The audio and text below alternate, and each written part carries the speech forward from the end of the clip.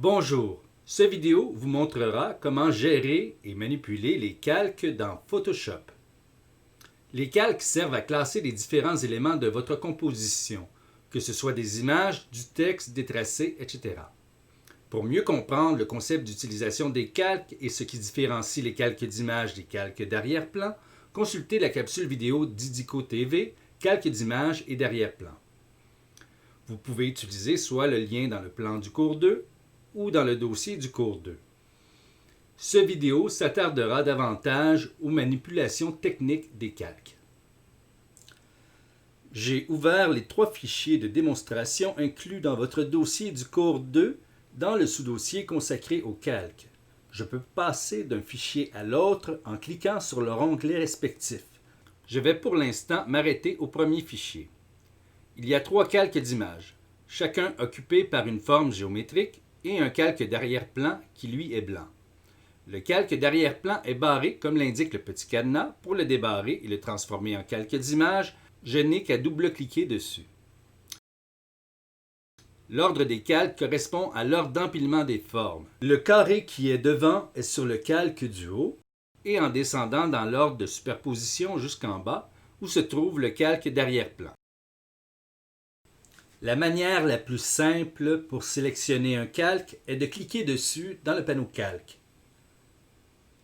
Vous pouvez également utiliser l'outil déplacement.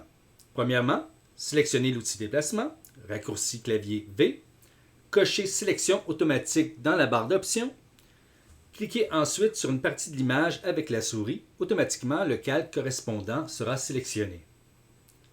Vous pouvez sélectionner plusieurs calques en appuyant sur la touche majuscule. Pour sélectionner des calques qui ne sont pas l'un à côté de l'autre, appuyez plutôt sur la touche Commande.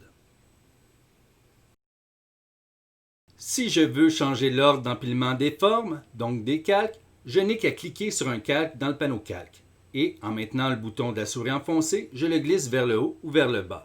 Maintenant, le rectangle est devant. Il masque les autres formes qui sont derrière. Si je veux les voir, je n'ai qu'à cliquer sur l'icône en forme d'œil à côté du calque avec le rectangle. Ce bouton sert à masquer ou afficher les calques.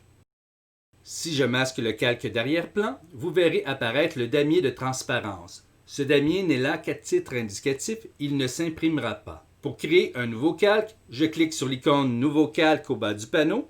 Pour le jeter, je clique sur l'icône de corbeille. Pour bouger une forme, je n'ai qu'à sélectionner l'outil déplacement et à bouger la forme. Pour réduire ou agrandir une forme, je vais utiliser la fonction Transformation manuelle dans le menu Édition. Raccourci clavier Commande T.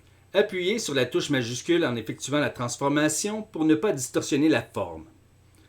Pour effectuer une rotation, vous positionnez votre curseur à l'extérieur de la forme, puis vous cliquez avec votre souris. Vous pouvez rendre un calque plus ou moins transparent en utilisant le paramètre Opacité.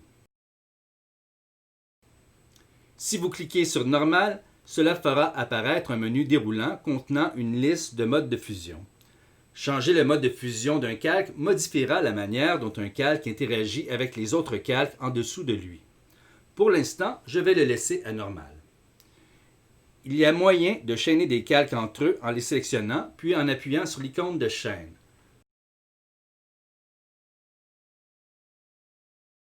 Vous réappuyez sur la même icône pour les déchaîner. Vous pouvez barrer un calque en le sélectionnant, puis en appuyant sur l'icône de cadenas en haut du panneau calque. Vous voyez que maintenant, je ne peux plus bouger la forme. Pour enlever le verrou, je reclique sur l'icône de cadenas. Le verrou de transparence est très utile. Il bloque les pixels transparents du calque. Par exemple, si je sélectionne l'outil pinceau et que je peins sur ce calque, vous voyez que je peins partout. Si j'active le verrou de transparence sur ce calque, je ne peux maintenant que peindre à l'intérieur de la forme. Toutes les zones transparentes sont protégées. Je peux nommer les calques.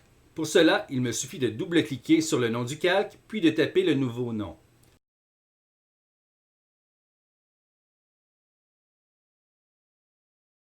Je peux aussi classer mes calques en utilisant des groupes de calques, ce qui peut être utile quand vous avez beaucoup de calques. Vous sélectionnez les calques que vous voulez mettre dans un groupe, puis vous cliquez sur l'icône en forme de dossier. Pour afficher ou masquer le contenu d'un groupe, vous appuyez sur la petite flèche à gauche du groupe de calque. Si vous sélectionnez le groupe, vous pouvez manipuler simultanément tout ce qui se trouve à l'intérieur. Vous pouvez également masquer tout le contenu d'un groupe d'un simple clic. Pour sortir un calque d'un groupe, vous le sélectionnez et le draguez à l'extérieur du groupe en maintenant le bouton de la souris enfoncé. Vous pouvez renommer un groupe en double-cliquant dessus, exactement comme les calques. Pour supprimer un groupe, vous le sélectionnez puis vous appuyez sur la corbeille. On vous proposera alors de supprimer soit le groupe ainsi que le contenu. Je vais choisir seulement le groupe. Et voilà, j'ai supprimé le groupe, mais sans les calques. Notez que vous pouvez créer des sous-groupes à l'intérieur d'un groupe. Pour dupliquer un calque, la manière la plus rapide consiste à le draguer en appuyant sur la touche Option sur votre clavier. Sinon, vous pouvez utiliser la fonction Dupliquer le calque dans le menu contextuel du panneau calque. On peut également dupliquer un calque d'un fichier à un autre. Avant de vous montrer comment, je vais changer l'affichage pour voir les différents fichiers en même temps. Allez dans le menu Fenêtre, choisissez Réorganiser et dans la liste proposée, je vais choisir 3 vignettes verticales. Maintenant, pour sélectionner chaque fichier, je n'ai qu'à cliquer sur leurs fenêtres respectives. Je vais dupliquer le calque avec le cercle du fichier démo calque 2 et l'amener dans le fichier avec les autres formes. J'ai deux options. Je peux sélectionner l'outil déplacement et cliquer glisser la forme d'un fichier vers l'autre. Je vais annuler l'opération, commande Z. L'autre option, c'est d'utiliser la fonction dupliquer le calque dans le menu contextuel du panneau calque. Et dans le panneau, sous destination, je choisis le nom du fichier vers lequel je veux envoyer le calque avec le cercle. L'image transférée est un peu trop grande par rapport au fichier de destination. Je vais donc la réduire. Je vais sélectionner l'outil Zoom pour réduire tout d'abord l'affichage en appuyant sur la touche Alt pour que le petit signe de moins apparaisse sur le curseur. Puis, je vais utiliser la fonction Transformation manuelle, commande T, pour la rapetisser.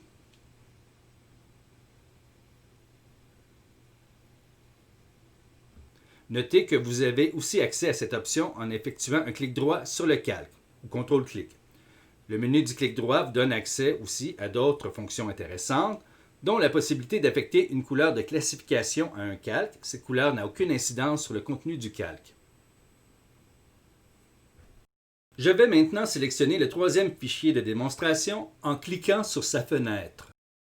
Je vais retourner dans le menu Fenêtre, Réorganiser, et cette fois-ci, je vais choisir Tout regrouper dans des onglets pour revenir à un affichage qui me permet de visualiser un seul fichier à la fois. La première chose que vous allez remarquer en regardant le panneau calque, c'est que la majorité des calques semblent légèrement différents de ceux que nous avons vus précédemment. Et vous avez raison, il existe en effet d'autres types de calques que le calque d'image ou d'arrière-plan.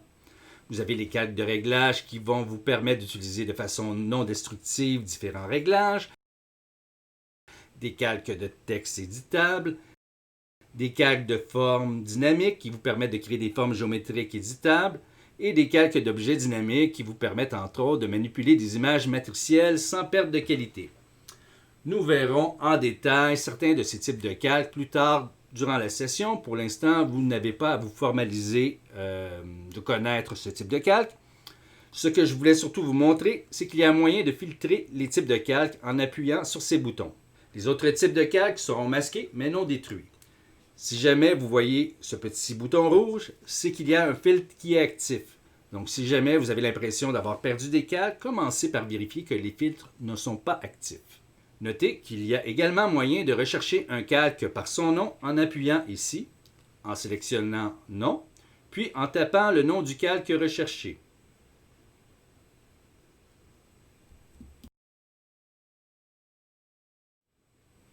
C'est ce qui clôt cette capsule vidéo. Je vous invite à réaliser le mini-exercice sur les calques disponible dans le dossier du cours. Ce petit exercice vous permettra de mettre en pratique les notions vues dans cette vidéo. Merci pour votre écoute. À bientôt.